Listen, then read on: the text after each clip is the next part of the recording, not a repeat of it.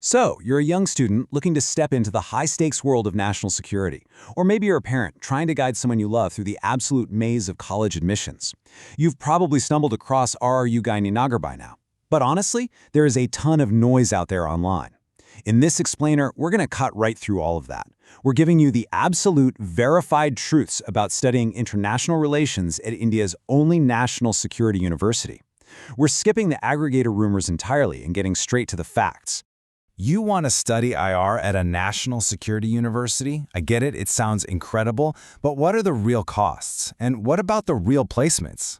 Look, the stakes for your future, your education, and your finances are just way too high to leave to chance. Today, I'm going to be your guide. We are strictly avoiding the unverified numbers floating around the web, and we're going to dissect exactly what you are signing up for so you can make a truly empowered, informed decision. All right, let's dive right in. Section 1. India's National Security University. Okay, so RRU didn't just appear out of thin air. It actually started back in 2009 as a state university. But the real pivotal moment, the single most crucial fact you need to wrap your head around, happened in 2020. That's when Parliament elevated it to a central university. They declared it an institution of national importance, placed directly under the Ministry of Home Affairs. It's now expanding nationally, though the flagship 232-acre campus down in Gandhinagar is where the main action happens. It's literally run by the MHA to train people for internal security, policing, defense, and international relations, all through a very strict security lens. Section 2. The SICS SSL BA program. Now, if international relations is your long-term goal, the School of International Cooperation, Security, and Strategic Languages, we'll just call it SICSSL to keep things simple, is your exact target. And listen, this isn't just some generic BA in political science tucked away in a massive university faculty. This is a dedicated four-year degree structured under the new education policy. It spans 8 semesters and ends in a dissertation. It's purpose-built from the ground up for the modern security and diplomatic landscape. And a massive part of that purpose-built design, the language requirement. You don't just study global policy here, you have to pick a track. You can specialize in Chinese, Russian, French, Arabic, or Tibetan. Now, this isn't just decorative to make your resume pop. RRU designed this specifically to create regional subject matter experts. You're literally being trained to read a region's politics, secure its intelligence, and understand its culture in its own native language. That is incredibly powerful for a career in defense. Now here's a detail that's a total game changer for a lot of you. This program is explicitly open to science and commerce students. Humanities is not a strict prerequisite. So if you were stressing out because you didn't take political science in the 12th grade, just take a deep breath. That is not a disqualifier. This program is highly accessible to diverse educational backgrounds. They're looking for raw potential and analytical thinking rather than just a specific high school track. Section 3. Admissions and RCET Breakdown. So how do you actually get a seat in the room? Well, the admission process is very specific. You don't use JE. That's strictly for the BTech route. And it's not purely based on your high school merit marks either. You have to take the RCET exam, the Rashtriya Combined Entrance Test. And the reservation structure is super unique. We're talking 10% supernumerary seats reserved for candidates coming from security organizations. There's another 10% reserved for students from the Northeast, Jammu and Kashmir, and Ladakh. And then a 30% horizontal reservation for women. Plus, they even award extra marks if you have a verified NCC or sports background. It's built to create a very distinctly structured cohort of students. But hold on, here is a critical reality check for you. What is the exact seat count for this specific BA? Well, it's unpublished. We scoured the official site and found absolutely no verified number for this specific intake. Why does that matter so much? Because without knowing the total number of seats, you literally cannot calculate the true competitiveness of the RCET exam. You have to proceed with caution here and directly ask the admissions office for this number, just so you know exactly what you're up against. Section 4. Calculating the real costs. Let's talk money, because we really need to look at the financial realities here. 18,000 rupees. That is the officially verified per semester hostel fee. On top of that, you should budget for a 4,500 rupee monthly mess fee, plus a 5,000 rupee refundable caution deposit. These are the solid, confirmed numbers we can pull directly from RRU's official documentation. Oh, and keep in mind, uniforms are at your own cost, and you'll be paying these fees semester by semester. However, I need to give you a massive warning right now. You know that 80,000 rupee tuition fee floating around on those major educational aggregator websites? It is completely unverified for this specific international relations course.